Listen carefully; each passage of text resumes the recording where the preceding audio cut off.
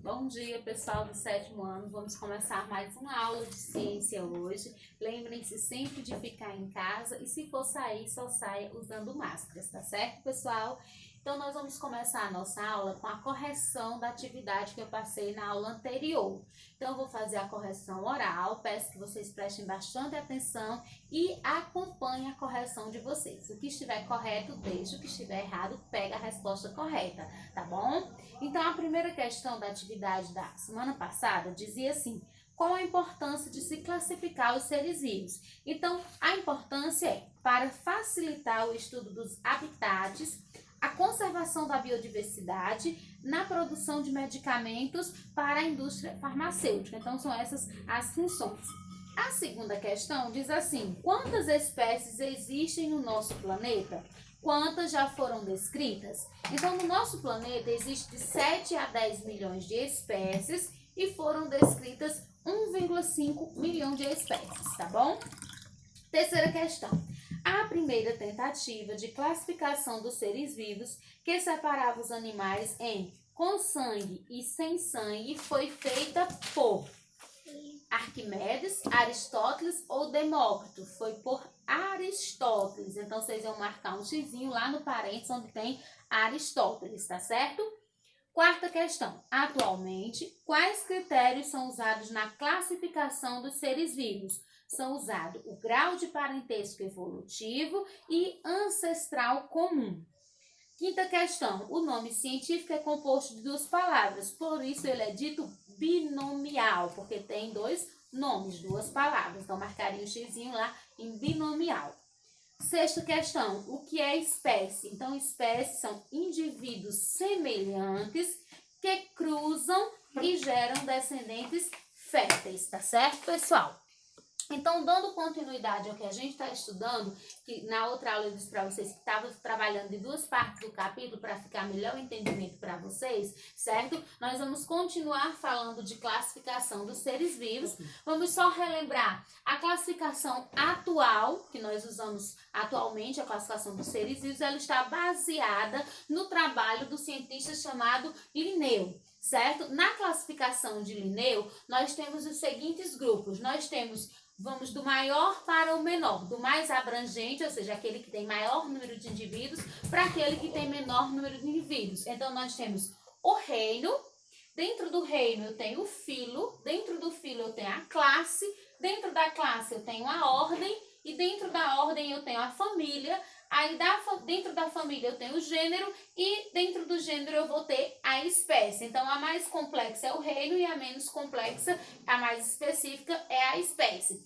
Lembrando que a nomenclatura é binomial, né, como já falamos na correção, porque é formada por dois nomes, certo? Aqui um exemplo, Felis catus. Catus, que é o nome científico do gato.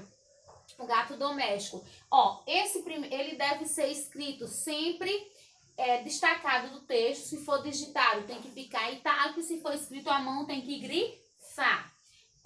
Nós vamos ter duas palavras. A primeira palavra refere-se ao gênero e deve ser sempre escrita com inicial maiúscula. E pode aparecer sozinho, eu posso ter só o nome Felis.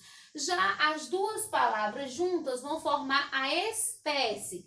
E a segunda palavra sempre deve ser escrita com inicial minúscula. E no caso da espécie, nunca pode aparecer só uma palavra, tem que ser as duas. Então, quando eu tenho uma só palavra com inicial maiúscula, eu tenho o gênero. Quando eu tenho as duas palavras juntas, sendo que a primeira é o gênero com inicial maiúscula e a segunda é com letra minúscula, isso constitui a espécie, tá certo? Os seres vivos, eles foram divididos, como eu disse para vocês, na classificação de Linneu, o mais abrangente é o reino, certo? Então, nessa classificação do Linneu, nós vamos ter 5 reinos, certo? Estes reinos são reino monera, protoctista ou protista, reino fungi, reino planta ou reino das plantas, né? E reino animalia ou reino dos animais. Nós vamos falar sobre cada um deles bem detalhadamente durante o estudo do sétimo ano.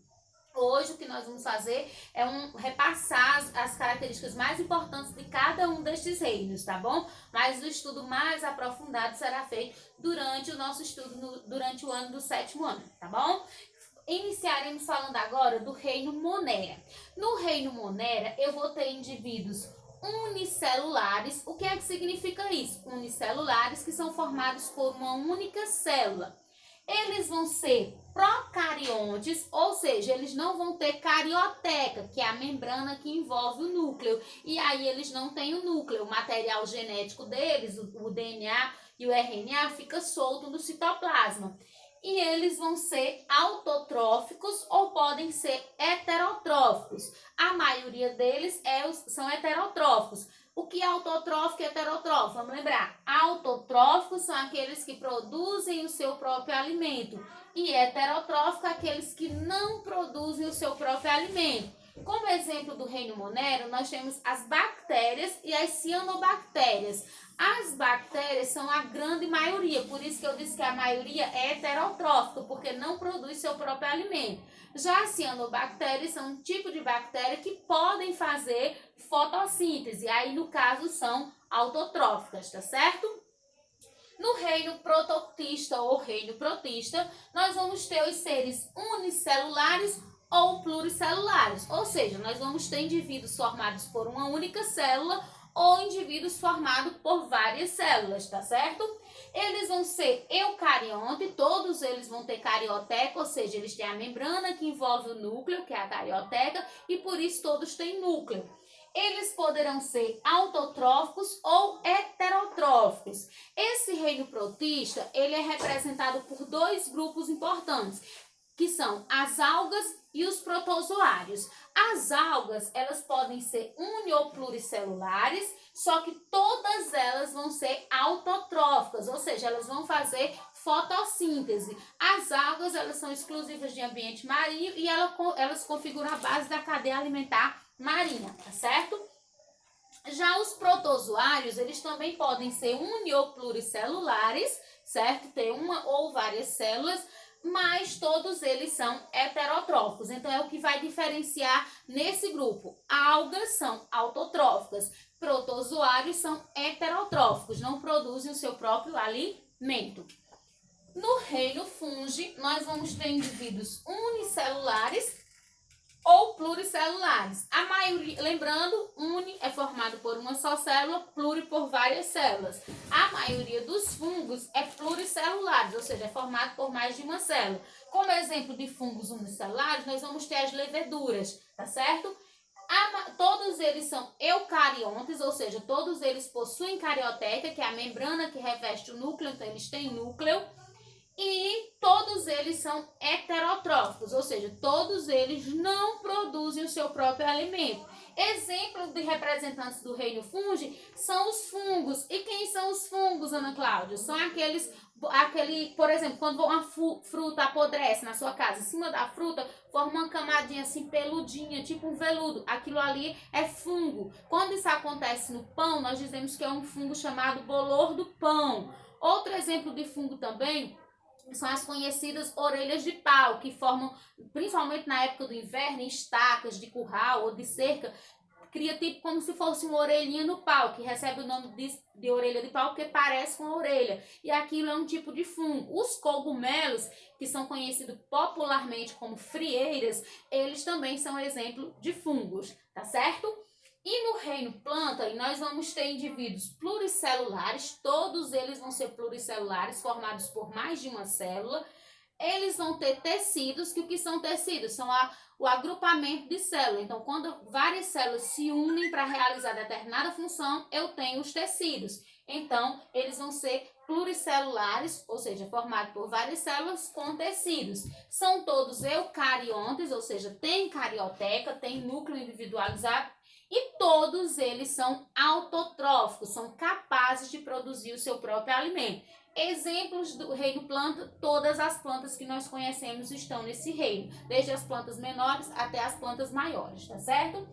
No reino animalia, nós vamos ter indivíduos pluricelulares, formados por mais de uma célula, também com tecidos, todos eucariontes, ou seja, todos tendo carioteco, a célula deles tem um núcleo individualizado, e todos são heterotróficos, que é o que vai diferenciar das plantas. Ou seja, todos os indivíduos do reino animalia não são capazes de produzir o seu próprio alimento. É nesse reino aqui que nós nos encaixamos. Ah, Ana Cláudia, eu sou animal? É sim, porque você nem vai ser um fungo, uma planta, nem um fungo, nem um protista, nem um do reino Monera. Então nós seres humanos ficamos no grupo no reino animal. Há uma diferenciação entre os animais que raciocinam e os que não raciocinam, certo? Então os animais irracionais são os que não pensam, que é gato, cachorro, e os animais racionais somos nós, os seres humanos, que temos a capacidade de pensar. Mas nós somos animais porque nós